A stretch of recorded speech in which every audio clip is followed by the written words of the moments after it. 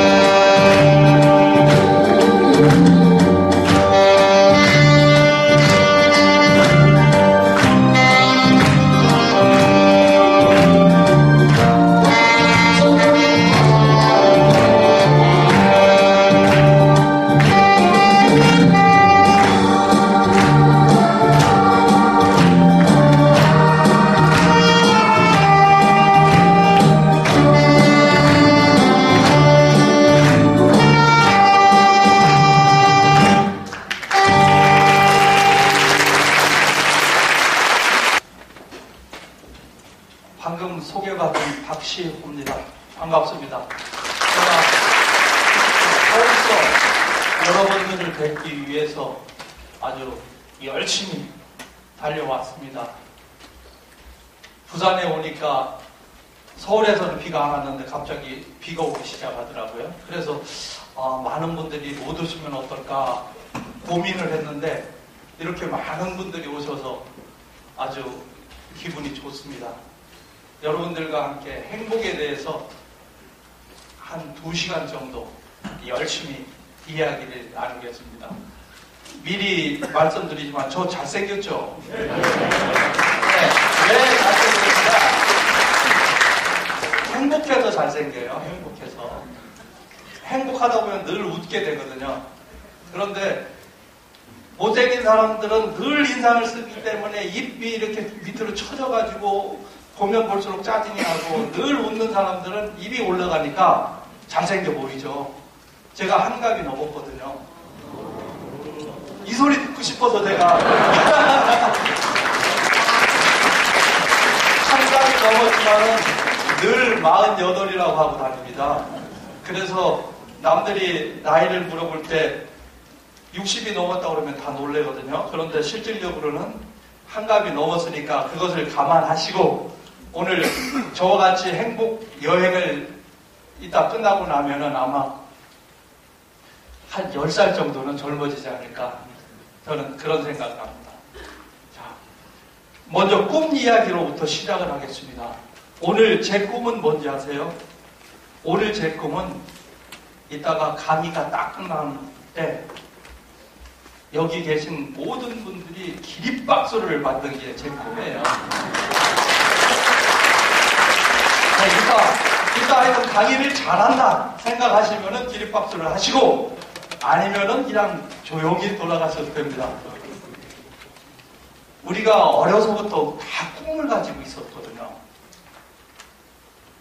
꿈을 다 가지고 있는데 세상 생활을 하다 보니까 그 꿈을 자꾸 잃어버리는 거죠. 그래서 나이가 자꾸 지나면 지날수록 꿈이 없이 그냥 하루하루를 어떻게 보면 별 볼 일 없이 보내는 그런 일들이 많이 생기는 거죠. 우선 제 꿈을 말씀을 드리면 저는 어려서부터 제 꿈이 화가가 되는 게 제 꿈이었었어요. 그림을 잘 그렸거든요.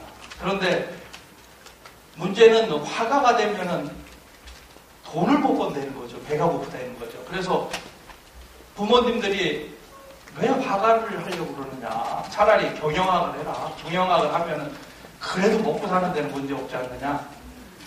저희 큰 형님이 저보다 10살 이상 많은데 저희 큰 형님이 미술을 했거든요.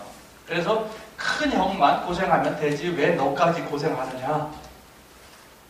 그런데 지금 지나고 보니까 우리 큰형이 우리 집안에서 제일 못 살았어요. 서울미대를 나와가지고 나름대로 아주 똑똑하고 우수한 사람이라고 했었는데 뭔가 좀 생각이 틀려서 그런지 그래서 저는 할 수 없이 경영학을 공부를 하게 됐죠. 그런데 대학을 졸업할 때쯤 되니까 너무 아까운 거예요. 제가 제 꿈은 미술인데 이 경영학을 해가지고 내 좋아하는 것을 왜 못하지? 그래서 저는 그러면은 마누라만은 미술하는 사람을 꼬셔야 되겠다. 그래서 우리 학교에서 제일 이쁜 미대 여학생을 찾기 시작을 했습니다. 결혼을 했을까요? 못했을까요? 했죠. 당연히 했죠. 꿈을 이뤄야죠. 학교에서 제일 이쁜 학생을 찾아서 그 학생을 우연히 학교 교문에서 만났어요. 그래서 제가 어깨를 탁 잡고 나는 너와 결혼할 것이다. 이렇게 비웃는 거예요.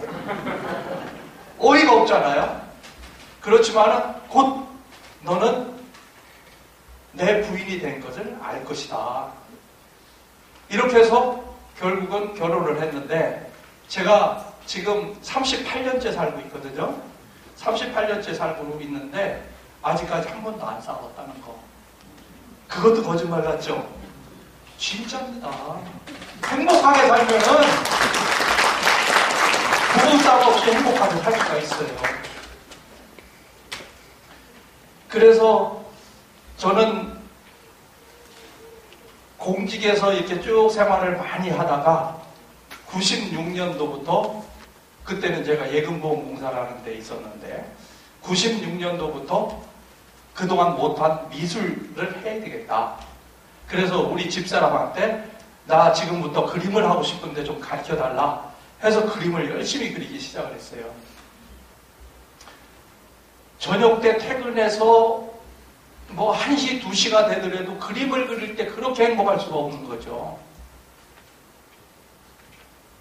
처음에 얘기한 것처럼 내 꿈을 달성하려고 꿈을 위해서 도전을 하면 행복해져서 늘 밝고 환하게 살 수가 있는데 마지못해서 사는 것은 불행해진다. 밝아지지가 못한다. 그래서 자기가 좋아하는 일을 밤새워 하더라도 전혀 힘들지 않고 행복하게 살 수가 있다. 한 3년 정도 그림을 그리다가 사진이 더 재밌는 것 같은 생각이 들어가지고 사진으로 방향을 전환을 했어요. 그래서 99년도부터는 사진을 찍기를 시작했죠. 그래서 사진 얘기만 하더라도 또 한참 해줄 얘기가 많은데 우선 제가 제 자랑을 좀 할 겸 사진을 먼저 좀 보여드리고 시작을 하겠습니다.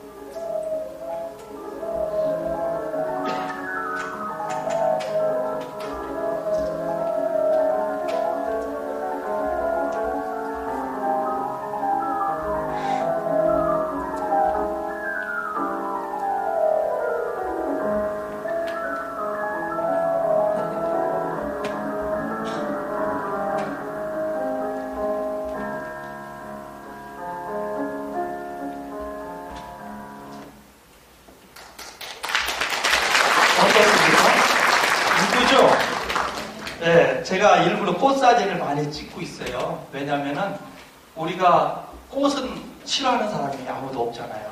다 좋아하니까 꽃 사진을 찍어서 꽃으로 이렇게 선물을 하면 굉장히 좋아하기 때문에 그래서 꽃 사진을 찍고 있죠. 그래서 꽃을 뭐 우리나라뿐만 아니라 해외에 가서도 찍고 많이 찍다 보니까 길거리를 다니다 보면 온통 보이는 게 꽃밖에 없어요.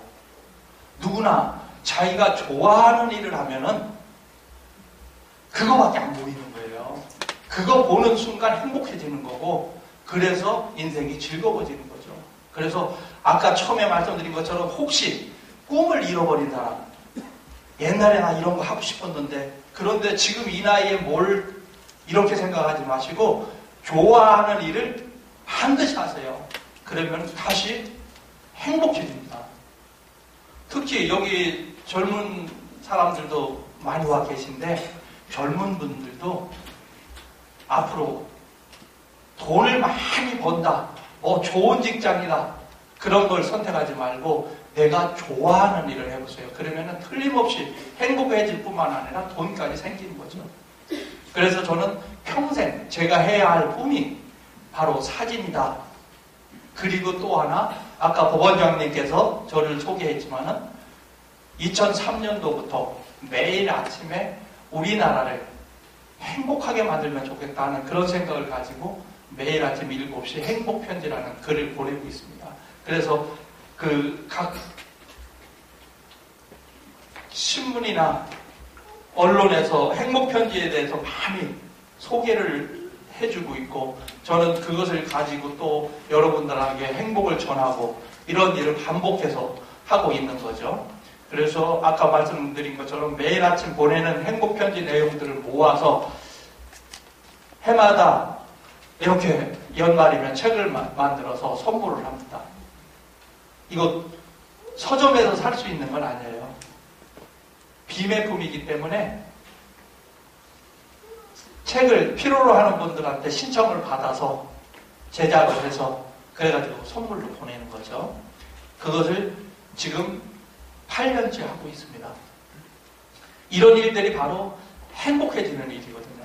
그래서 평생 제가 해야 할 일은 바로 사진 작업하는 거, 그리고 사람들에게 행복을 전해가지고 우리 다 같이 행복하게 살자 하는 일을 계속 평생 해야 할 일들이라고 저는 생각을 하고 있습니다. 그래서 오늘 여러분들과 같이 어떻게 사는 게 행복한 일이냐 하는 것을 계속 말씀을 드리겠습니다. 자, 오바마 대통령도 꿈이 있었죠. 누구나 꿈은 다 있기 때문에 오바마 대통령은 무슨 꿈을 갖고 있었느냐? 그 꿈을 우리 한번 동영상을 보고 다시 말씀을 드리겠습니다.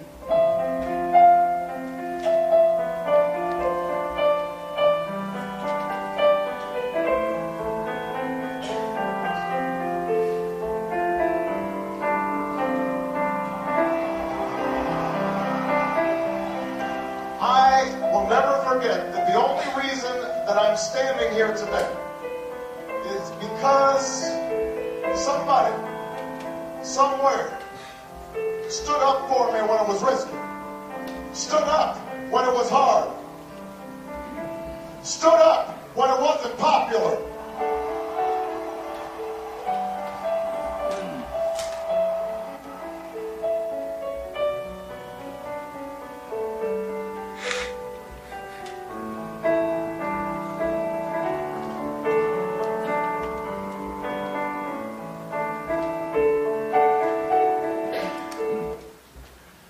사람들이 오바마가 대통령에 출마를 하니까 말도 안 된다고 했습니다. 부인 미셸까지도 대통령 되지 않는다고 했습니다. 그렇지만 오바마는 큰 꿈이 있었던 거죠. 그래서 대통령에 도전을 했습니다. 사람들은 오바마한테 안 된다, 할 수 없다, 꿈도 꾸지 마라, 이런 얘기를 했죠. 그렇지만은 오바마는 꿈은 실현되는 것이다. 내가 대통령이 되는 순간 전 세계 사람들에게 꿈과 희망을 줄 것이다. 그리고 세계가 미국을 다시 볼 것이다. 흑인도 대통령이 될 수 있는 나라. 전 세계 사람들이 미국을 얼마나 위대하다고 생각하겠느냐. 나는 이 꿈을 보여주기 위해서 대통령에 출마를 하겠다 하고 열심히 선거를 했죠. 그리고 나서 당선이 되었습니다. 아무도 될 수 없다고 하는 대통령을 흑인 최초로 미국에서 당선이 된 겁니다. 자, 여기에 왔으니까 그러면 나는 얼마나 행복할까 궁금하지 않아요? 그래서 어차피 여기 오셨으니까 우리 한번 시험을 한번 좀 봐야죠. 온 김에 나는 정말 행복한 사람인지 행복하지 않은 사람인지 나는 과연 몇 점 정도가 나올까? 자, 혹시 저 볼펜이랑 종이가 있으시면 꺼내보시고 없으시면은 스마트폰 계산기를 한번 열어보세요. 그러면은 이거 저 아무리 저 법원장님처럼 머리 좋으신 분도 계산 못해요. 그냥 머릿속으로 계산해가지고 적어야 돼요. 그래서 내가 어느 정도 행복한지는 한번 알아보고 그리고 행복 강의를 듣고 그 후에 이따 가면서 아, 나는 행복해졌구나 하는 것을 느껴야 되니까. 자, 그러면 문제를 보여드리겠습니다. 4가지 문제를 전개가 되는데 4가지 문제 중에서 이 내용은 완전 나랑 딱 맞다. 10점. 이건 뭐 나랑 전혀 안 맞는 것 같은데 0점. 뭐 한 5점? 6점? 그것은 본인이 판단을 해서 스스로 0점서부터 10점까지 점수를 한번 계산을 해봅니다. 1번 문제입니다. 나는 사교적이고 원기왕성하며 변화에 유연한 편이다. 0점서부터 10점 사이에 본인이 원하는 점수를 적으면 됩니다. 자, 2번째 하겠습니다. 나는 긍정적인 인생관을 가지고 있고 또 실패를 해도 빨리 일어서고 또 우울하고 침체된 기분에서 비교적 빨리 벗어나면서 내 삶을 내 스스로 잘 통제하고 사는 것 같다.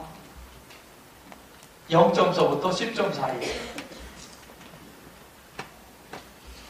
어렵습니까? 이거는 고민할 필요가 없어요. 그냥 느끼는 대로 쓰시면 됩니다. 옆 사람 거 볼 필요도 없는 거죠, 이거는. 자, 3번째 갑니다. 나는 건강, 그리고 돈, 그리고 안전, 선택의 자유, 공동체 의식 등 삶의 기본 욕구가 충족되는 편이다. 돈도 뭐 이 정도면 나는 좋고, 건강도 이 정도면 좋고, 뭐 이 정도 살면은 나는 뭐 잘 산다고 생각한다. 아니면은 나는 돈이 모자라다. 뭐 또 건강에 나는 좀 문제가 있다. 이런저런 거를 판단을 해서 0점부터 10점 사이 점수를 계산을 해보시면 됩니다. 자, 됐습니까? 자, 마지막 질문입니다. 필요할 때 도와달라고 할 수 있는 사람이 많다. 그리고 지금 하고 있는 일을 나는 열심히 하고 있는 편이다. 그리고 나는 목표를 위해서 아주 애를 쓰고 열심히 하고 있다. 0점서부터 10점.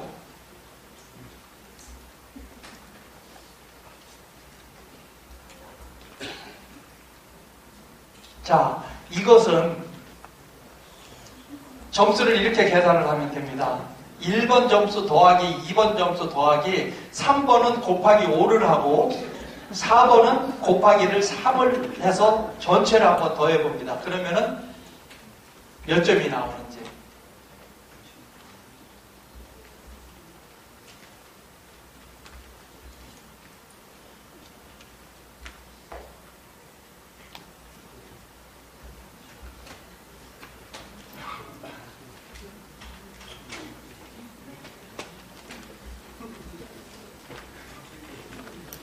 자, 그 과정에서 잠깐 설명을 하겠습니다. 이게 2002년도에 영국의 행복을 연구하는 로스웰이라는 분과 코언이라는 분이 이 공식을 만들었습니다. 그래가지고 개인적인 특성과 생존의 조건과 고초함의 상태를 합쳐서 각 개인의 행복 또는 각 나라의 행복 지수를 계산을 하게 되죠.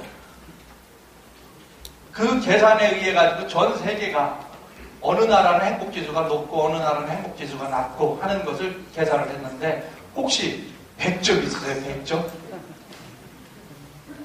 90점 이상? 네, 80점 이상? 오, 80점 이상은 많네요. 부산은 행복한 사람들이 많은가 봅니다. 70점? 60점대. 70점대가 제일 많네요. 60점대가 그 다음 정도 되고, 그 이하는 물어보면 좀 안 되겠죠? 네, 그 이하는 그냥 혼자만 알고 계세요. 자, 우리나라가 이 조사한 결과, 내 점수랑 한번 비교를 해보세요. 우리나라 평균이 64점입니다. 64점. 남자나 여자나 점수는 거의 비슷한데, 이 계산을 한 게 2003년도였었습니다. 2003년도에 계산을 하면서 보니까 강원도가 제일 높고 경기, 인천이 좀 낮았습니다. 그러니까 경기, 인천 쪽 사람들이 행복지수가 점수가 좀 낮은 거였죠. 그런데 지금 우리가 2015년도이기 때문에 2003년도면 꽤 오래됐잖아요. 자, 여기에서 10대에서부터 20대, 30대, 40대, 50대, 60대가 있는데 10대가 행복할까요? 60대가 행복할까요? 10대라고 생각하시는 분, 60대라고 생각하시는 분. 오, 60대가 훨씬 더 많네요. 그러면은 딱 반을 놓고 30대와 60대를 할 경우 60대. 자, 한번 보겠습니다. 이렇습니다. 10대가 제일 행복지수가 높고요. 그리고 60대부터 쭉 이렇게 해서 20대가 행복지수가 가장 낮습니다. 10대들은 사실 공부만 하면은 별 그리 큰 걱정할 거리가 없잖아요. 그런데 20대는 학교를 졸업해야죠, 군대를 가야죠, 직장 취직을 해야죠, 결혼을 해야죠, 고민거리가 엄청 많아요. 그러니까 본인들한테 충족된 행복이 별로 없는 거죠. 그러다 보니까 지수가 낮고, 60대는 이것저것 다 살고 보니까 결국 그게 그거더라. 뭐 조금 더 잘 먹어도 별거 아니었고, 뭐 덜 먹어도 그렇게 내가 뭐 그렇게 죽을 정도는 아니더라 해서 마음이 편해진 거죠. 그래서 60대가 되니까 행복지수가 다시 높아지는 거죠. 그래서 혹시 집안이나 직장이나 여러분들 주변에 20대를 볼 때 불쌍한 애들이거든요. 그러니까 너무 애들 다그치지 마세요. 얘네들도 조금 지나면은 다시 행복지수가 올라갈 수 있을 거다. 아, 지금은 어려운 시기 때문에 이 시기를 우리 기성세대가 잘 도와줘야만 행복해질 수 있는 거지. 왜 나는 이렇게 생각하는데 너는 이거밖에 못해? 왜 저거밖에 못해? 하고 따지다 보면은 오히려 갈등만 생기고 행복과 불행은 더 격차가 벌어지게 되는 거죠. 자, 다시 2011년도, 아까는 2003년도였었거든요. 2011년도를 보니까 64점이었던 게 52점으로 떨어졌어요.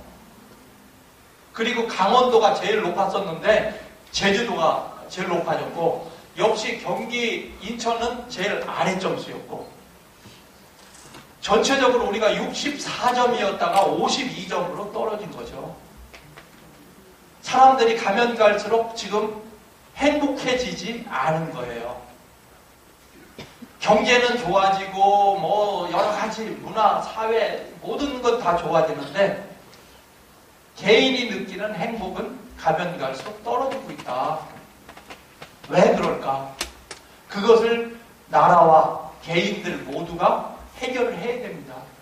이 행복 강의를 끝나다 보면은 아, 우리가 행복해질 수 있겠구나 하는 것을 알 수가 있기 때문에 그 해결책은 보시면서 결정을 하시면 됩니다.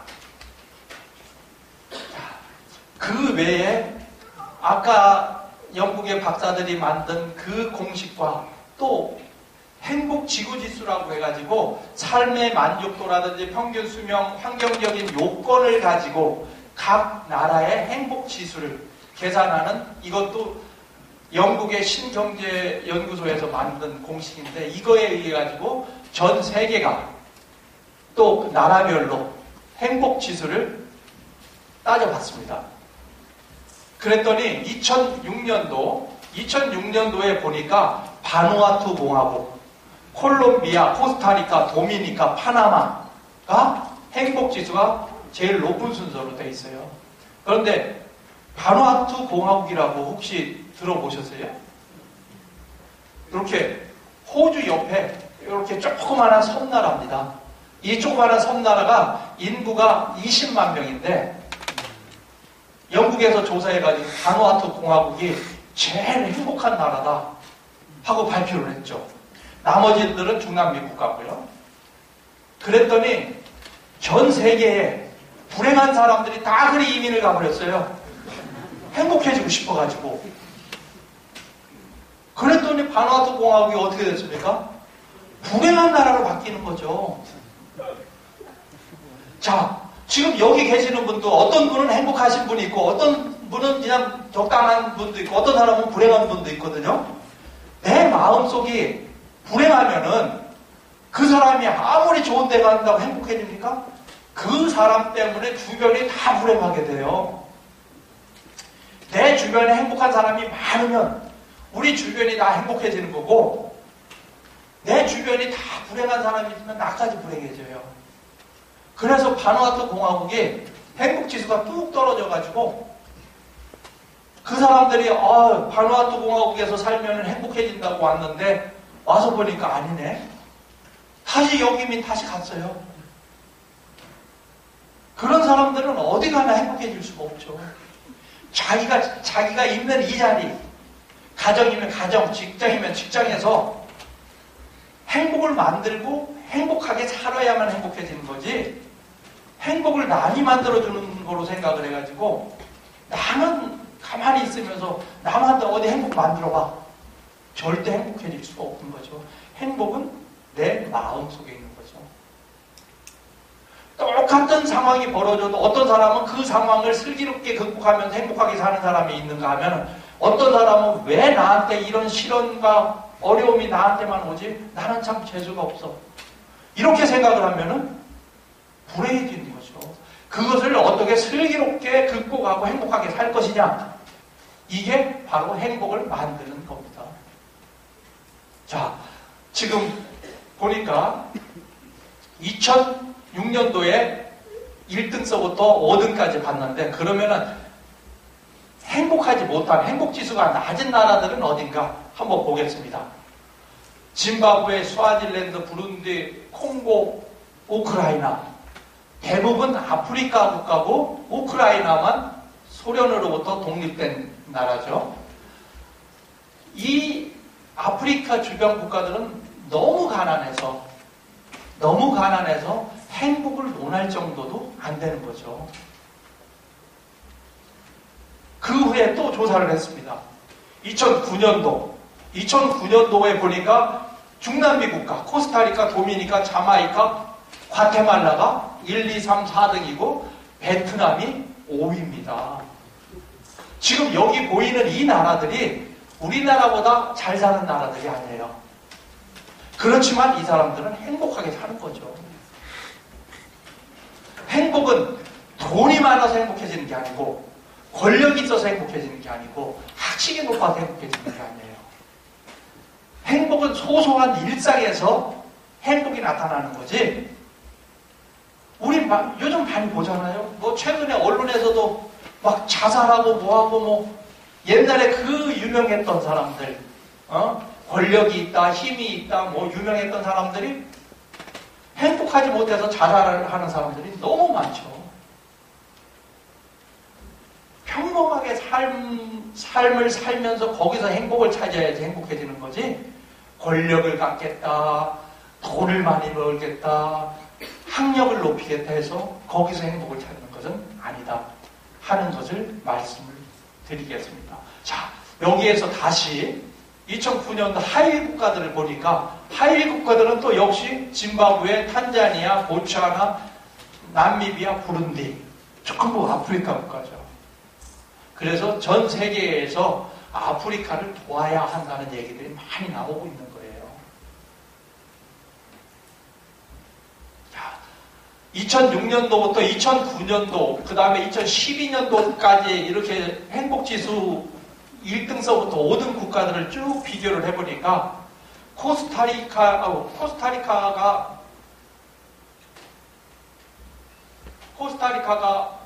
이렇게 3번 다 상위 그룹에 있죠. 베트남 2012년도에 2위가 됐습니다. 대부분 나라들이 중남미 국가들이고요. 역시 최하위 국가들은 대부분 아프리카인데 2012년도 조사를 보니까 2012년도 조사를 보니까 카타르가 여기에 들어가 있어요. 카타르는 아주 잘 사는 나라거든요, 중동에. 그런데 삶을 살 수 있는 토지라든지 환경 여건이 아주 안 좋아서 그래서 카타르가 나쁜 행복지수가 나쁜 나라, 점수가 낮은 나라로 여기에 나타나게 된 거죠. 자, 각 나라, 우리랑 관심이 있을 만한 나라들을 제가 한번 정리를 해봤습니다. 2006년도부터 2009년도, 2012년도를 보니까 한국이 2006년도에 102위였다가 68위였다가 63위로 해서 행복지수가 좋아지고 있어요. 이태리, 독일, 일본, 중국 이런 나라들은 우리보다 행복지수가 좋고 영국은 2006년도에 보면은 108위 이렇게 해서 108위, 카나다 111위, 프랑스 129위, 미국 150위, 172위인데 영국, 카나다, 프랑스는 해가 가면 갈수록 행복지수가 좋아졌고 미국이나 러시아는 아직도 행복지수가 아주 안 좋은. 우리가 예전에는 미국으로 이민을 가. 왜냐? 그 사람들은 잘 살고 잘 먹고 행복한 것 같아도 다 이민을 갔는데 지금은 미국으로 이민 가는 사람들이 거의 없어요. 이거 보는 바와 같이 행복하지가 않거든요. 우리나라도 얼마든지 지금 저기 62대로 이렇게 와 있기 때문에 62대로 와 있기 때문에 우리나라도 중상으로는 돼 있어요. 그래서 우리가 환경이 살기가 어렵다, 뭐 힘이 든다, 왜 나는 이렇게 돈이 없나, 이런 쓸데없는 고민을 하고 불평불만하지 말고 우리도 얼마든지 우리나라를 행복한 나라로 만들 수 있다. 내 스스로만 노력을 하면은 아까 말씀드린 것처럼 내 주변이 행복해지고 다 행복해지기 때문에 얼마든지 좋은 나라를 만들 수 있다 하는 마음으로 사시면 될 것 같습니다. 우리 아시아권을 보니까 베트남이 2위에서부터 대부분 우리나라들보다 점수가 좋아요. 우리나라보다 점수가 나쁜 데가 말레이시아, 캄보디아, 싱가포르, 홍콩, 몽고 이런 나라들이 우리보다 점수가 좀 나쁘고 나머지들은 우리보다 점수가 좋은 거죠. 아시아권에서는 우리나라가 꽤 잘 사는 나라인데 그런데 실질적으로 행복지수를 보니까 우리보다 행복지수가 좋은 나라들이 너무 많다 하는 것을 알 수 있습니다. 자, 유엔에서도 또 발표를 했습니다. 유엔 발표에 의하면은 유럽 쪽이 점수가 굉장히 좋고 우리나라가 41입니다. 늘 우리는 중상 정도가 되는 거죠. 역시 안 좋은 나라들은 아프리카가 안 좋은 나라죠. 자, 행복조사에서 나는 매우 만족하다고 생각하는 사람들 5천만 원 이상, 우리 연봉으로 따지면 5천만 원 정도 이상 되는 사람들은 대부분 42 내지 43%가 행복하다고 생각합니다. 그런데 우리 2천만 원 이하 정도 되는 사람들은 20% 정도만 행복하다. 이것은 무엇을 뜻하느냐? 소득 수준이 일정 수준 이상이 되면은 돈이 없어서 나는 불행하다고 생각하는 것은 아니다. 그래서 연봉 개념으로 한 5천만 원 정도만 되면은 1억을 버는 사람이나 10억을 버는 사람이나 내가 10억을 번다고 5천만 원 버는 사람보다 훨씬 더 행복하냐? 그건 아니라는 거죠. 다만 가난한 사람들은 일정 수준 이상의 돈을 벌어야만 행복해질 수가 있다 하는 것을 말씀드릴 수가 있습니다. 미국에서 조사한 내용과 같이 한국에서도 조사를 했더니 한국에서도 역시 2011년도에 조사를 해보니까 월 가구당 400만 원 정도만 벌면은 1억을 버는 사람이나 400만 원 버는 사람이나 행복지수에 있어서는 별 차이가 없다 하는 것을 알 수가 있습니다. 그래서 돈과 행복은 돈으로 행복을 만들 수 있느냐 하는 것을 조사해봤더니 1% 정도만 돈으로 행복을 만들 수 있다. 이런 내용이 조사가 됐습니다. 다만 돈이 너무 없으면은 불행하다. 그래서 일정 수준 이상의 환경을 만들어주고 먹고 살게 해주고 우리의 주변 환경을 좋게 해주는 게 중요한 일이다 하는 것을 말씀드릴 수가 있습니다. 자, 세상을 사는 방법은 두 가지 방법입니다. 딱 긍정적으로 살 것이냐 부정적으로 살 것이냐. 아까 말씀드린 것처럼 긍정적으로 살면 행복해지는데 부정적으로 살면 행복해지지 않는다. 그러면 어떻게 사는 게 행복할 것이냐?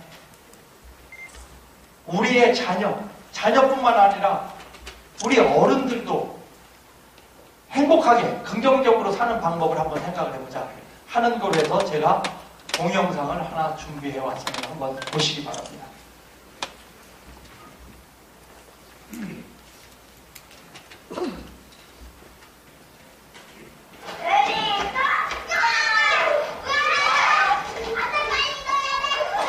여기 7명의 아이와 7명의 엄마가 있습니다. 잠시 후 이곳에서 1분 동안 공을 많이 받는 게임을 할 겁니다.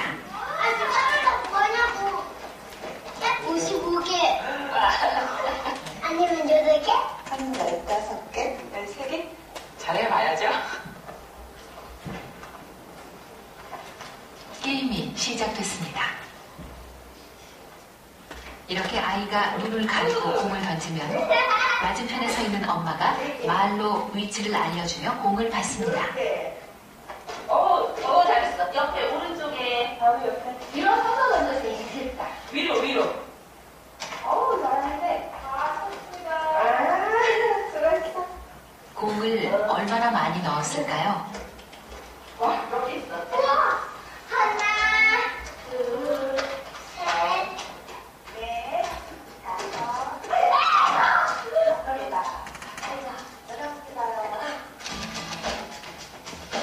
게임 결과 5팀은 12개 이상을, 2팀은 7개씩을 넣었습니다.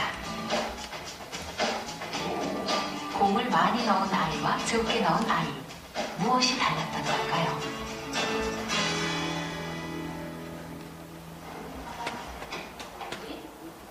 잠깐 되돌아가 엄마와 아이의 대화를 잘 들어보시기 바랍니다. 먼저 7개를 넣은 팀입니다.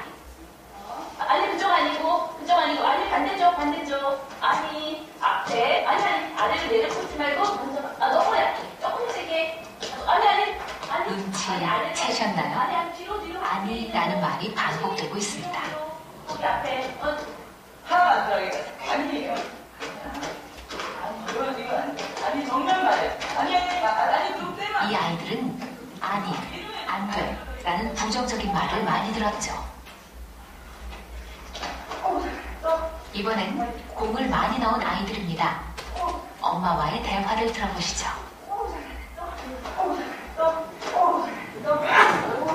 잘하네. 아이 잘한다. 같이. 아이 잘하네.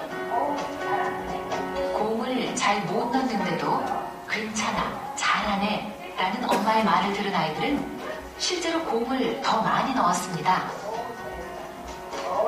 잘했어. 오, 잘하는데. 맞습니다. 엄마의 긍정적인 말이 아이들에게 할 수 있다는 긍정적인 착각을 만듭니다.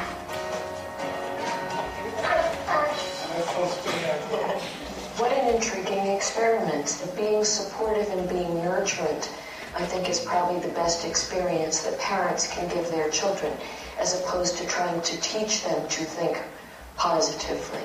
그러한 칭찬 격려가 과한 거가 필요한 것도 아니고요. 안 된다라든지 틀렸다라든지 그 말만 안 하는 것만으로도 아이의 긍정성을 키워줄 수 있다 하는 겁니다.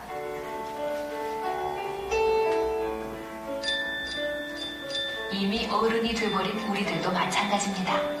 나에게 긍정적인 착각을 심어줄 누군가가 곁에 있다면 참 행복하겠죠.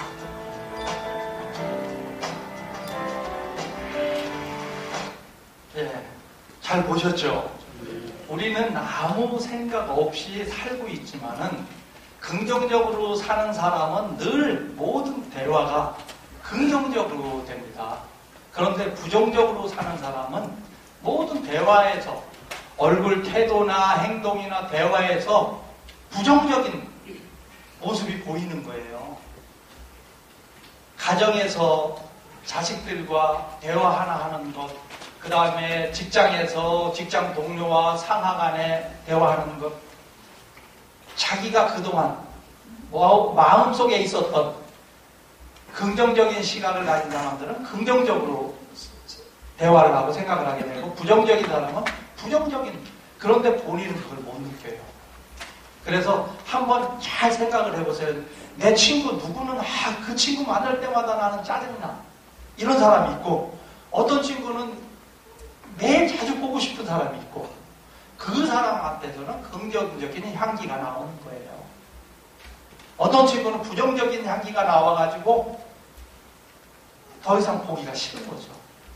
그래서 내 스스로 한번 잘 생각을 해보세요. 그래서 나는 대화를 할 때 긍정적으로 하는지, 생각을 하는 데 있어서 긍정적으로 하는지, 그거에 따라서 내 행복이 좌우가 된다 하는 것을 말씀드리겠습니다.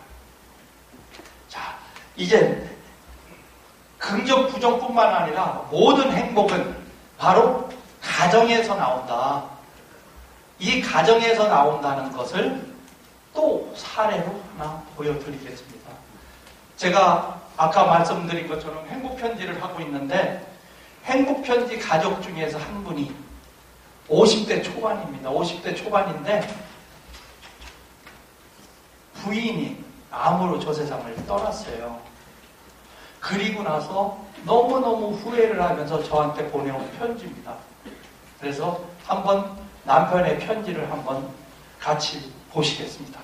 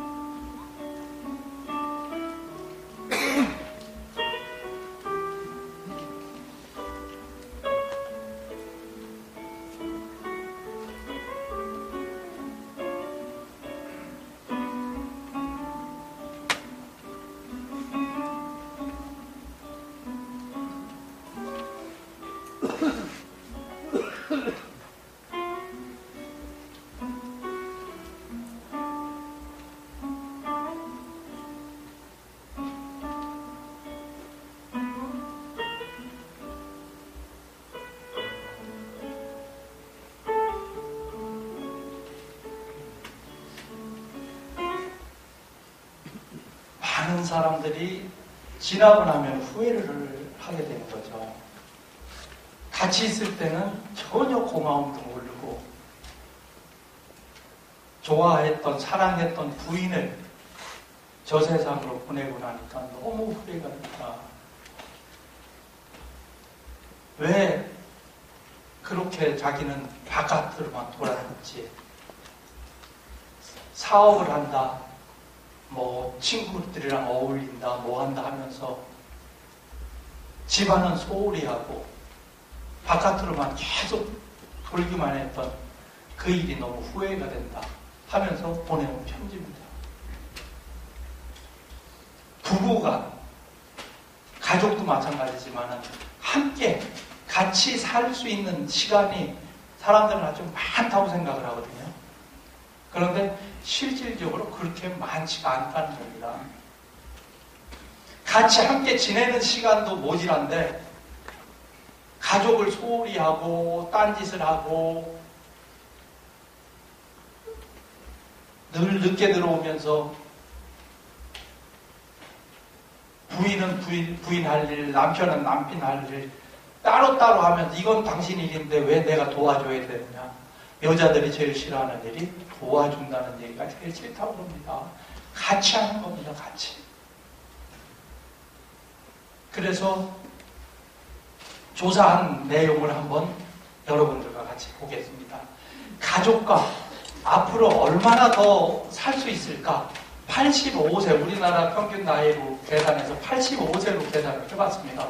그랬더니 50세 직장인이 하루에 8시간 잠을 자고 7시에 출근해서 9시에 집에 들어오고 스마트폰, 인터넷, SNS 하루에 2시간씩 하고 텔레비 시청을 일주일에 10시간 하고 일주일에 3번 정도 회식한다고 늦게 들어오고 등산 다니고 자기 개발하고 취미생활 하는데 일주일에 4시간 한다고 했을 경우에 결국은 8개월 정도밖에 같이 있을 시간이 없다는 겁니다. 60세 주부를 해서 보니까 9개월 정도 남은 겁니다. 같이 살 수 있는 기간이 8개월, 9개월밖에 안 남은 겁니다. 그런데도 사람들은 많이 남았다고 생각을 하고 있거든요. 자, 여기에 내용을 보면은 뭐 누구나 대부분 비슷하지 않습니까? 하루에 8시간 자고 7시에 출근하고 9시에 퇴근하고 스마트폰이나 인터넷, SNS 2시간 텔레비 시청, 일주일에 10시간 텔레비 시청 10시간 더 하는 사람들이 훨씬 더 많죠.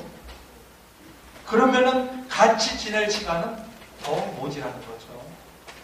그러니까 오늘 제 강의를 듣고 앞으로 함께 할 시간이 별로 없구나 하는 것을 생각을 하고 가정에서 행복하게 부부와 자식들과 행복하게 지냈으면 좋겠다 하는 것을 말씀드리고 싶습니다. 자, 행복하게 살려면 또 무엇이 필요하냐? 서로 다름을 인정을 해야 된다. 모든 사람은 자기 위주로 생각을 하고 자기의 생각과 자기의 뜻대로 다른 사람이 따라주기를 원합니다. 특히 부부지간에 모든 게 남편이 내 뜻대로 내 맘대로 끌고 나가는 집안치고 잘 되는 집안이 하나도 없어요. 매일 싸움만 있어요. 참고 양보하고 서로 배려해야만 되는 것을 서로 다름을 인정하지 않고 자기만 주장하는 그런 경우는 가정의 행복은 파탄이 날 수밖에 없습니다. 그래서 몇 가지 제가 준비했습니다. 남자와 여자 이 다름을 인정하지 않으면은 절대 그 집안은 화목할 수가 없다. 그 다름이 무엇냐? 바로 이런 겁니다. 남자와 여자가 하루에 쓰는 단어의 수가 다릅니다.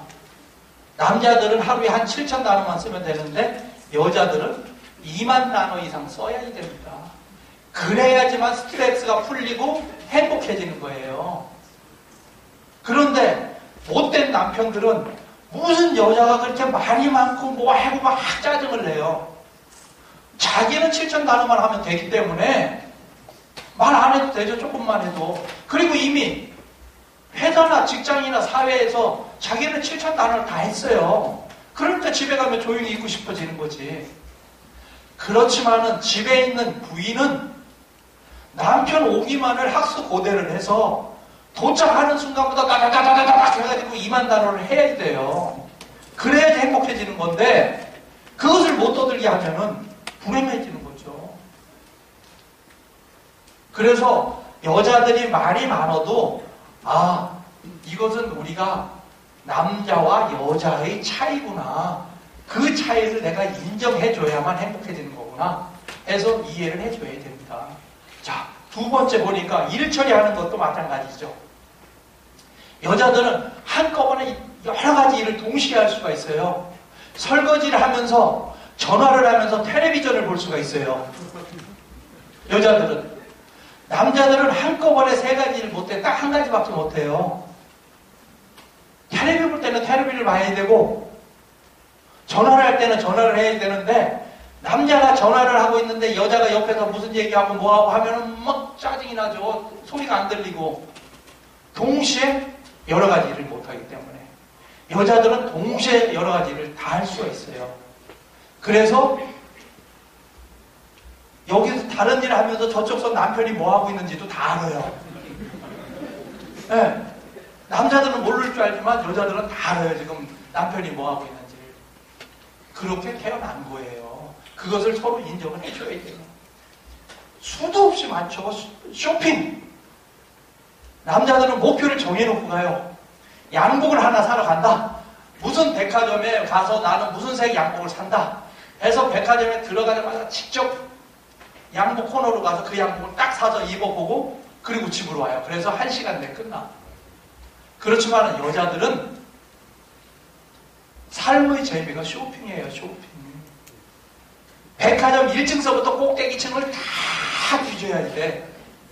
내가 살 것은 옷 하나지만은 다 보고 그리고 그 옷집에 가서 옷 입어보고 이거 속으로 마음에 다 들어. 벗어놓고 다른 데 가서 보고 올게요. 하고 또 다른 데 다 구경하고 그러고 와서 마지막에 사야 돼. 그러면 하루 종일 시간이 걸리는 거예요. 그게 행복이에요. 그러면 그날 저녁 때 너무 기분이 좋은 거야. 남자들이 제일 싫어하는 일이 여자들 쇼핑 쫓아가는 거. 남자들은 지루하고 너무 힘이 들어요. 허리가 아프고 다리가 아프고. 그렇지만 여자들은 집에서 그렇게 끙끙 앓고 다리가 아프고 허리가 아픈 사람이 백화점에 도착하는 순간부터는 막 헐르르르 날르고 다니죠. 남자건 여자건 그런 차이를 인정을 해줘야 된다. 그렇지 않고서는 행복할 수가 없다. 그 이외에 뭐 너무 많아요. 너무 많은데 이거 다 하다가는 오늘 밤까지 다 해야 되니까 안 되고 이렇습니다. 한 가지만 더 해보면 방향감각을 얘기를 하면은 남자들은 차를 운전을 하고 가면서 목표를 정해놓으면 자기가 생각하는 그 길로 가요. 거기가 먼지 가까운지도 모르면서 그냥 막 가거든요. 새로 길이 났는데도 자기가 다녀던 길로만 다녀요. 그런데 여자들은 물어보면서 다녀요. 물어보면서. 그래서 혹시 남편이랑 같이 차를 타고 다닐 때 남편한테 물어보라고 얘기하지 마세요. 절대 남자 자존심 때문에 안 물어봐요. 내가 아는 길인데 왜 당신 쓸데없이 헛소리 하고 있어? 가만히 있어 막 하고 그러거든요. 여자들은 반드시 물으면서 가요. 미국에서 이걸 실험을 해봤어요. 전혀 모르는 지역에 남자 1명, 여자 1명의 지도를 주고 어디에 도착을 해라 하고 둘이 동시에 출발을 시켰거든요. 보통 남자들이 빨리 올 거라고 생각을 하는데 여자가 먼저 도착했어요. 왜냐하면 여자들은 물으면서 빨리빨리 가는 길을 찾아서 갔거든요. 그런데 남자는 자기 고집 때문에 도저히 남한테 묻지 않아요. 남자들은 자기가 지도 한번 보고 아 이렇게 가면 되겠구나. 맞든 틀리든 막 그 길로 가거든요. 그게 바로 남자와 여자의 차이입니다. 그 차이를 인정해야만 행복한 생활을 할 수가 있다. 자, 좋아하는 일을 하면 행복해진다. 아까 말씀을 드렸잖아요. 그 사례를 한번 보겠습니다. 1960년부터 20년 동안 미국에서 아이비리그 졸업생 1,500명을 대상으로 조사를 해봤습니다. 그래서 졸업 당시에 돈을 많이 버는 직장을 선택한 사람이 83%, 그리고 자기가 좋아하는 일을 월급은 좀 적게 주더라도 좋아하는 일을 선택한 사람이 17%가 됐습니다. 그래서 20년 후에 보니까 백만장자가 된 사람이 101명이었는데 결국은 좋아하는 일을 하는 사람 100명이 백만장자가 됐고 월급 많이 주는데 취직한 사람은 1명만 백만장자가 됐습니다. 아까 말씀드린 것처럼 좋아하는 일은 밤을 새워서 하더라도 전혀 힘들고 피곤하지가 않죠. 그래서 좋아하는 일을 반드시 하셔야 됩니다. 지금 돈이 되건 안 되건 좋아하는 일을 하시다 보면은 그게 결국 돈이 되고 행복이 되고 그거에 의해 가지고 가정도 행복해지고 나도 행복해지고 모든 게 다 행복해지는 거죠. 자, 지금 세상은 급변하게 바뀌고 있습니다. 그동안 아날로그 시대에서 디지털 시대로 바뀌고 지금은 스마트폰 시대로 바뀌어가지고 세상은 엄청난 변화를 하고 있거든요. 이 엄청난 변화를 내가 느끼느냐 못 느끼느냐 그 느낌에 따라서 내가 변하느냐 못 변하느냐에 따라서 내 운명은 바뀌게 되는 겁니다. 한번 보겠습니다. 이 세상을 이끌어가는 사람은 혁신가 2.5%, 얼리 아답터 13.5% 해서 15%의 사람이 이 세상을 끌고 가는 겁니다. 나머지 사람들은 한참 후에 쫓아가고 어떤 경우에는 아예 못 쫓아오는 사람이 있어요. 그래서 제 아는 사람 중에서 한 사람은 요즘 전자제품들이 막 몇 달 사이에 막 바뀌잖아요. 그래가지고 TV를 새로 사려고 했더니 더 좋은 제품이 나온다고 그러니까 조금 기다리고 또 조금 기다리고 또 조금 기다리고 그래서 지금까지 흑백 텔레비를 보고 있어요. 아니 세상에는 계속 변하고 있는데 그 사람이 바로 이런 사람이에요. 늦가기. 아무리 세상이 바뀌었는데도 안 쫓아가는 사람. 세상이 바뀌는데 쫓아가야죠. 변해야죠.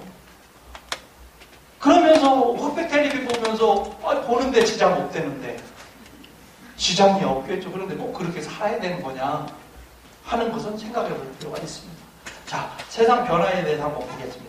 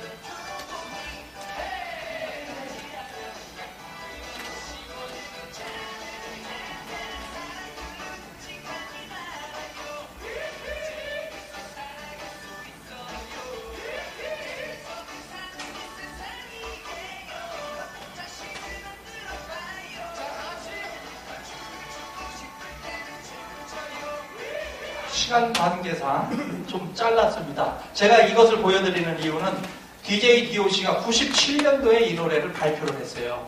97년도면은 이 친구들이 주장하는 것처럼 젓가락질 잘해야만 밥을 먹느냐, 젓가락질 왼손으로 하나 오른손으로 하나 밥만 잘 먹으면 된다. 또 청바지 입고 직장에 다니면 안 되느냐, 여름에 더울 때 반바지 입고 학교 좀 가면 안 되겠느냐, 2절에는 머리 빡빡 깎았더니 너 사회에 불만 있냐? 97년도에는 바로 이런 시대였었어요. 이런 시대가 젊은이들이 이거 바뀌어야 된다, 이거 잘못됐다. 그래서 젊은이들이 주장한 97년도가 10년 뒤가 되면은 다 바뀌어요. 지금은 청바지 입고 회사 출근한다고 뭐라고 하는 사람이 아무도 없어요. 자기 개성 살리려고 머리 빡빡 하고 다니는 사람들 엄청 많고, 옛날에는 여자들 직장 다니는 사람들 머리 염색도 못했어요. 그런데 지금 뭐 염색한다고 뭐라고 하는 사람들 없고. 자, 아날로그 시대에서 디지털 시대로 바뀌고, 디지털 시대에서 IT 스마트 시대로 바뀌면서 세상은 너무나 빨리 변하고 있는 거죠. 그런데 우리가 옛날에 대학교 때 20대 때 배운 그 지식 하나 가지고 50, 60 될 때까지 똑같은 생각과 행동으로 세상을 산다면은 안 되는 거죠. 옛날에 한글을 모르면은 문맹대라고 그랬잖아요. 얼마나 저 사람 답답할까. 그런데 본인은 답답한 거 모르고 살았어요. 자, 지금 스마트폰 시대가 왔고 IT 시대가 와가지고 모든 것을 스마트폰으로 다 할 수 있는 시대가 왔는데, 그것을 비싼 100만 원짜리 신제품이라고 사들고 기껏 하는 일이 전화나 하고 문자나 보내고 공짜라고 카카오톡이나 하고 있고, 그거는 공짜 전화로도 할 수가 있어요. 그런데 마치 100만 원짜리 신형 스마트폰을 들고 있어야만 자기는 무슨 새로운 시대에 사는 사람처럼 자랑하고 싶은데, 그 사람이 아까 문맹대랑 똑같은 거예요. 남들이 보면 너무 우스워요. 아무것도 할 줄 모르면서. 세상을 바꾸면은 바뀐 만큼 본인이 노력하고 공부하고 배워야 된다. 한글을 몰랐던 사람들이 왜 문맹에서 탈출하느냐? 공부를 했기 때문에 탈출이 되는 거죠. 지금 세상이 바뀌었는데, IT 시대가 바뀌었고 스마트폰 시대가 바뀌었는데, 옛날에 구형 전화기, 유선 전화기 쓸 때 그 방식으로 세상을 살면은 안 된다. 바로 97년도 DJ DOC가 부르짖었던 게 바로 그겁니다. 나이 먹은 사람들이 세상을 이끌어가는 게 아닙니다. 지금은 20대, 30대 젊은이들이 세상을 이끌고 나가지, 나이 먹은 사람들은 절대 20, 30대만큼 알지도 못하고 쫓아가지도 못하고 있습니다. 옛날에는 내 머릿속에 있는 지식 하나 가지고 세상을 살았어요. 남보다 내가 머리에 많이 들어있으면은 그 사람은 훌륭한 사람이고 똑똑한 사람이고 리더였고, 그렇지만 지금은 머리는 텅 비어도 상관없어요. 어떻게 빨리 인터넷을 통해서 스마트폰을 통해서 그 정보를 내가 받고 그것을 이용하느냐, 이게 중요한 시대지, 지금은 농사를 짓는 것도 전부 IT로 다 해요. 비가 오면은 비 못 오게 막고, 더우면은 카텐 열게 하고, 추우면 카텐 닫게 하고, 이게 다 자동으로 지금 하게 돼 있지, 옛날처럼 사람들이 손으로 왔다 갔다 하면서 하던 시대는 아닙니다. 그런데도 그런 공부는 할 생각을 안 하면서 자식들한테는 공부하라고 그 난리를 치고 있는 거예요. 자식들이 부모를 볼 때 얼마나 우습게 생각을 할 겁니까? 아무것도 모르면서, 그러면서 자식들한테 공부하라고 하고, 본인은 기껏 하는 게 들어넣어서 TV나 보고, 신문도 보기 싫어서 신문도 안 보고, 그러면서 자식들한테만 뭐해라 강요하거든요. 자식들은 아무도 믿지 않습니다. 너무 잘 알기 때문에. 배워야 됩니다. 세상이 바뀌었는데 그 바뀐 세상을 배워야지, 그걸 배우지 않고 옛날 방식으로 그대로 살면은 그것은 절대 행복해질 수가 없는 겁니다. 자, 또 하나 보여드리겠습니다.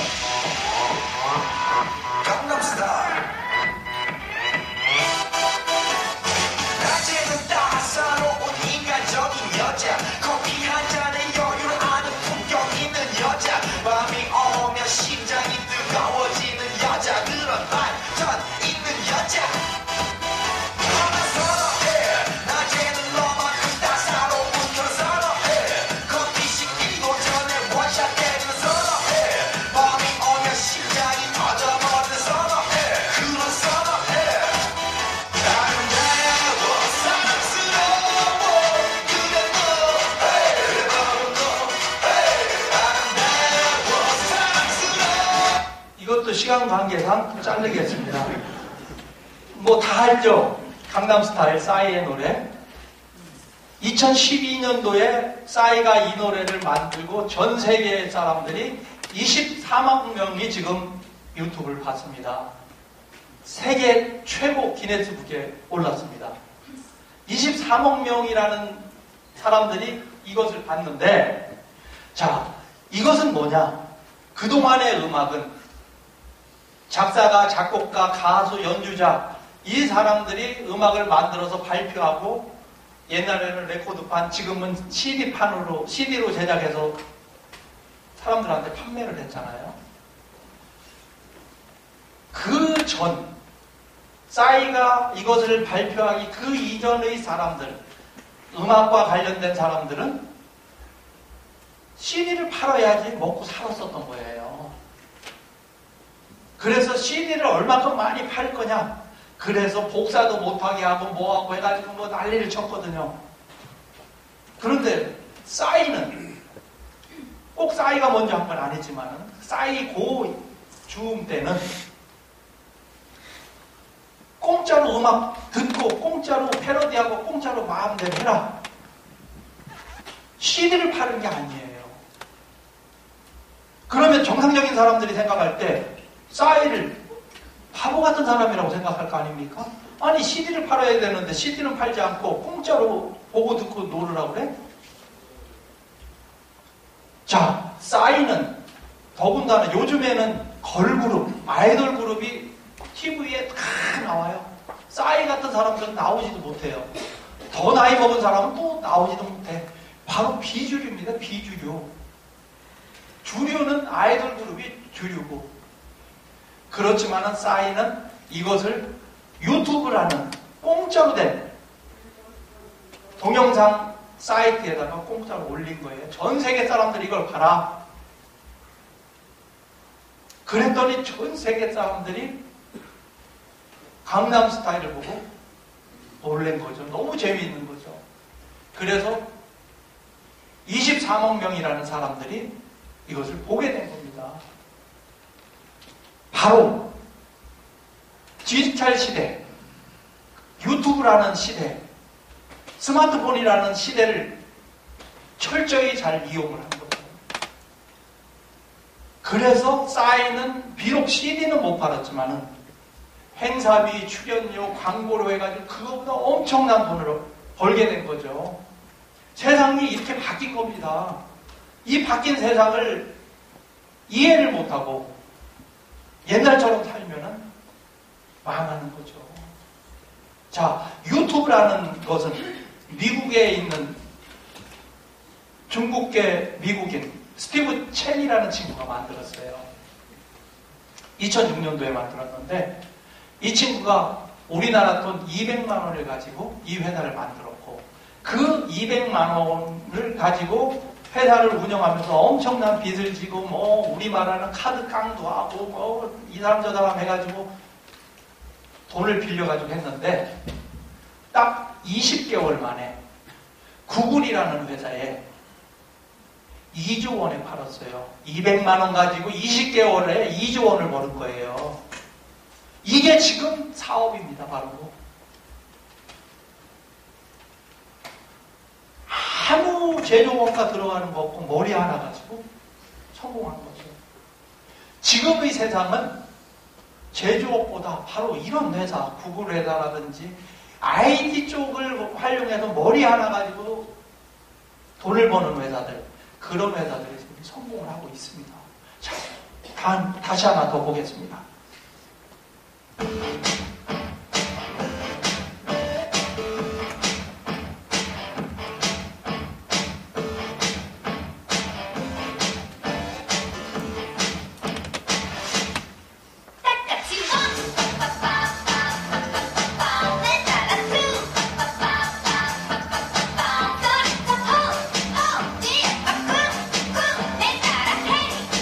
엄마도 파파도 같이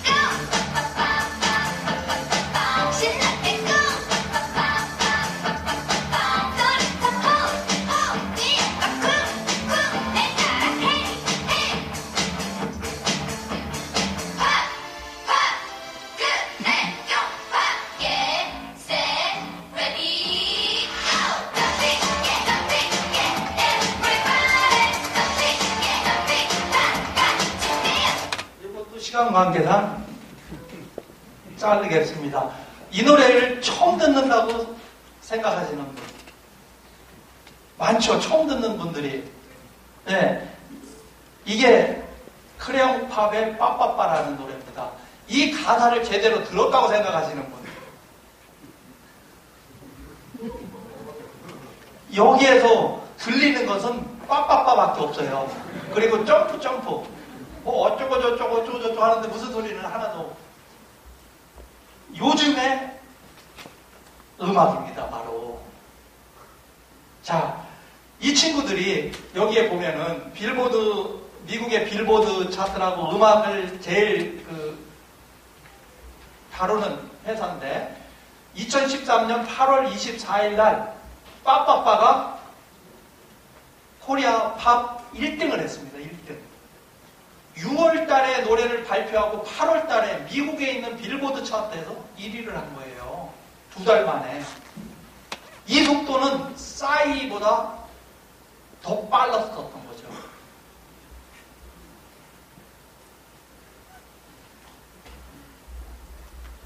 (6월 달에) 만들어서 8월에 옛날 같았으면은 CD를 만들어서 한국에 배포도 못할 정도의 시간입니다. 2달이면은.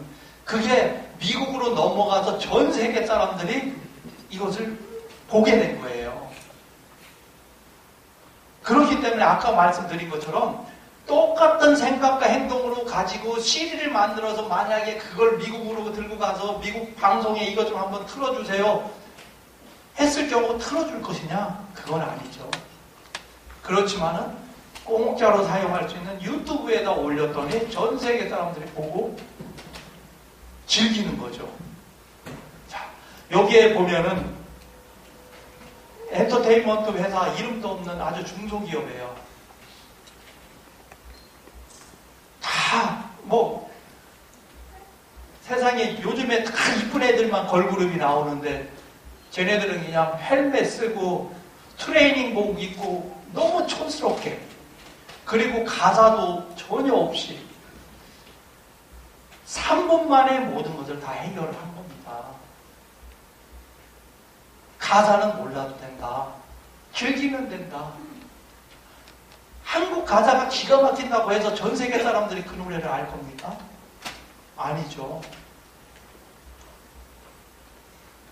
어떻게 세계화를 시켜서 세계 사람들이 우리 제품을, 우리 것을 이용하게 할 것이냐 하는 것을 생각해 볼 필요가 있습니다. 그래서 그동안에 해왔던 사고방식, 모든 것을 바꿔야만, 그래야만 되는 거지. 옛날에 했었던 거, 옛날에는 이랬는데 가장 문제가 전에도 이랬는데요, 지금은 전에도 이랬는데요는 그거는 말이 안 되는 겁니다. 그거는 이미 바뀐 겁니다. 새로운 세상이 된 겁니다. 그래서 새로운 세상에 맞춰서 살아야 된다. 자, 제가 준비한 거 많고 시간은 자꾸 가고 하여튼 가능하면 빨리 하겠습니다. 털 중에서 가장 무서운 털이 뭔지 아세요? 디지털입니다. 디지털을 모르면 죽어요 이제. 그래서 디지털이 지금 제일 무서운 세상으로 바뀌었어요. 그래서 여러분들도 반드시 디지털을 알아야 된다. 디지털을 모르면은 절대 살아남을 수가 없다. 가장 무서운 게 우리한테 지금 나타났거든요. 자, IT가 시작되면서 IT를 이끌기 시작한 게 결국은 2007년도 아이폰 때문에 시작이 된 겁니다. 결국은. 그래서 스마트폰 세상이 바뀌었고, 우리나라에서는 제조회사들이 그걸 방해해가지고 결국 2년 뒤에 들어오게 됐습니다. 자, 옛날에 하던 편지, 지금은 편지 거의 안 쓰죠. 저장장치, 사전, 모든 게 지금은 스마트폰이나 이런 거로 다 할 수 있는 시대가 됐습니다. 최대한 이용을 해야 됩니다. 자, 옛날에 그 유명했던 코닥, 결국은 2012년도에 파산됐고요. 공교롭게도 코닥 필름이 세계에서 디지털 카메라를 최초로 개발을 했습니다. 그렇지만은 회사 높은 사람들이 우리가 필름을 팔아먹어야 되는데 디지털 카메라를 하면 우리 필름 다 죽으라는 소리냐 해가지고 생산을 못하게 했습니다. 그리고 나서 코닥은 결국 망하게 된 거죠.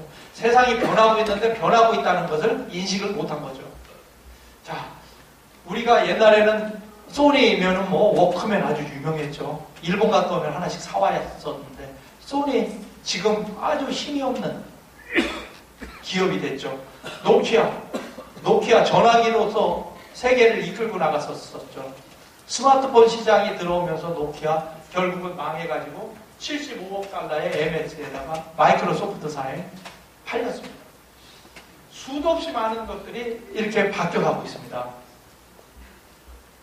자, 뭐 제가 설명할 게 많이 있는데 이것은 또 다음에 다른 전문가들이 또 설명을 할 거로 저는 생각이 들어가지고 요것은 그냥 넘어가겠습니다. 스마트폰 가지고 모든 것을 다 할 수 있습니다, 지금은. 그래서 스마트폰을 어떻게 활용할 것이냐 하는 것을 공부를 하셔가지고 스마트폰 시대에 맞게 세상을 사시면 아주 행복한 삶을 살 수가 있습니다.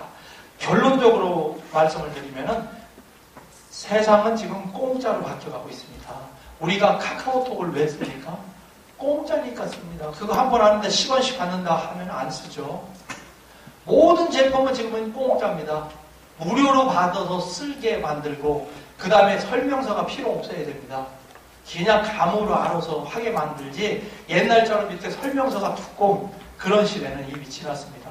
그래서 혹시 사업을 하고 계시는 분들은 아이디에 맞는 제품을 만들어야 됩니다. 자, 마지막으로 가장 큰 행복은 나눔이라고 합니다. 내가 실컷 벌어서 먹어보고 쓰고 해봤더니 그것도 행복이 아니더라. 내가 돈을 많이 벌어봐도 그게 행복이 아니더라. 가장 큰 행복은 나눔이더라 하는 게 사람들이 결론을 내린 겁니다. 전 세계에서 하루에 10불 이상씩 쓸 수 있는 사람.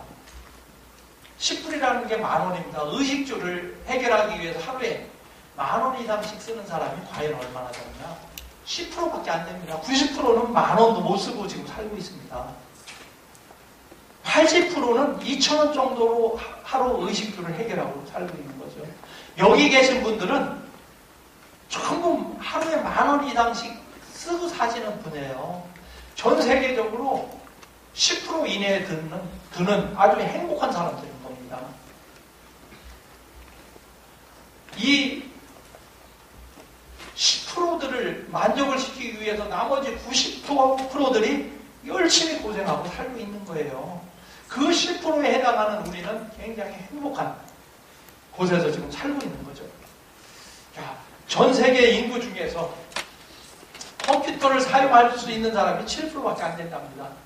자, 음식을 제대로 먹고 있는 사람이 30%고 대학 교육을 받은 사람이 1%밖에 안 된답니다. 그리고 글을 쓰고 편지를 쓰고 읽고 할 수 있는 사람이 14%밖에 안 됩니다. 여기 있는 사람들은 이거 다 할 줄 아는 사람들이죠. 그런데 전 세계적으로 조사해 보니까 실질적으로 이 정도 수준은 세계 최상급인 겁니다. 최상급의 생활을 하면서 과연 불행하다, 불만이 있다 이렇게 살 필요가 있느냐 하는 것을 한번 다시 생각해 볼 필요가 있습니다. 자, 9억 7,300만 명이 지금 굶주림에 시달리고 있는 겁니다. 전 세계의 7분의 1이 제대로 먹지 못하고 지금 살고 있는 거예요. 이 사람들은 왜 굶어야 되느냐? 어떤 사람은 잘 먹고 잘 사는데 어떤 사람들은 왜 굶어야 되느냐? 또 하나 보여드리겠습니다. 태어나고 싶은 나라를 조사를 해봤더니 스위스가 1위고 이렇게 쭉 내려서 한국이 19위입니다. 이 정도면 좋은 나라 아닙니까? 우리는 굉장히 복받은 나라에서 살고 있는 거예요. 아까 보여드린 것처럼 90%가 제대로 못 먹고 살고 있는데 우리는 왜 잘 먹고 잘 사느냐? 대한민국이라는 데서 태어났기 때문인 겁니다. 다른 거 하나도 없어요. 어떤 사람은 아프리카에서 태어나가지고 고생하고 살고 있는 거고, 어떤 사람은 북한에서 살아서 먹지도 못하고 고생하고 살고 있는 거고, 우리는 내 노력은 전혀 없으면서 부모 잘 만나는 거 하나 때문에 대한민국에서 태어난 거예요. 그래서 훌륭한 가족, 훌륭한 국민들을 만나가지고 제대로 배우게 됐고 제대로 먹게 됐고, 그 덕분에 우리는 행복하게 살고 있는 거지, 내가 아프리카에서 태어났다, 내가 아무리 노력하고 잘나고 하더라도 그 한계를 벗어날 수가 없는 거죠. 그런데 많은 사람들은 한국에 태어난 것을, 내가 지금 처한 상황을, 그것을 불만스럽게 생각하고 불행하다고 생각하고 그렇게 생각하면 안 되는 거죠. 처음에 말씀드린 것처럼 행복은 바로 내가 만드는 것이다. 내가 만드는 것인데 자꾸 남이 만드는 것이라고 생각을 해서, 왜 나는 남보다 비교를 해서 더 못 배웠지, 더 안 됐지, 왜 돈이 없지, 이렇게 비교하고 살다 보면은 그 사람은 불행할 수밖에 없다. 어떤 사람이 나한테 피해를 입혔는데 그 사람은 나한테 피해를 입힌 나를 모르고 있어요. 그 사람은 전혀 마음이 불편하지가 않아. 그런데 나만, 저 사람이 나한테 피해를 입혀놓고도 미안하다고 얘기 안 해? 소가리를 하는 사람은 누굽니까? 바로 나죠. 저 사람은 피해를 입힌 나를 모르니까 저 사람은 전혀 관심도 없어요. 내가 뭐 지금 소가리를 하고 있는지 기분이 나쁜지. 나 혼자 내 스스로 기분이 나쁘고 소가리를 하고 상대방을 욕하는 거죠. 모든 행복과 불행은 바로 내 마음속에 있는 겁니다. 그래서 이제 마무리를 하겠습니다. 마지막으로 이것 한번 보여드리겠습니다. 국민 1인당 우리나라가 남을 위해서 기부하는 금액은 약 20만 원 정도가 된답니다. 그리고 기부 참여율은 55% 정도. 자, 미국은 약 1,000달러, 우리 돈으로 100여만 원 정도를 남을 위해서 기부를 한답니다. 그리고 83%가 기부에 참여를 하고 있는 거죠. 83%라는 것은 어린애와 아주 노약자를 빼고는 전 국민이 남을 위해서 기부를 하고 봉사를 하고 사는 거죠. 여기 오신 여러분들 얼마나 기부를 하고 남을 위해서 사시는지는 모르겠지만은, 여기 오셨다는 거 하나 가지고 앞으로 1년에 20만 원 정도, 20만 원 정도면은 한 달에 한 15,000원 정도가 되지 않을까 생각이 드는데, 한 달에 15,000원 정도 남을 위해서 한번 살아보세요. 내가 15,000원이 없다고 해서 먹고 사는데 불편하지는 않을 거예요.